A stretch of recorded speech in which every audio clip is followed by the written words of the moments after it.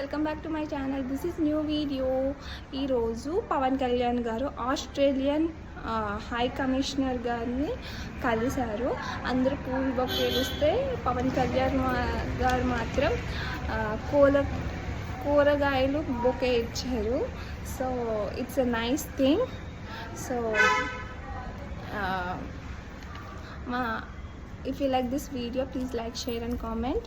and ఇంకోటి ఏంటంటే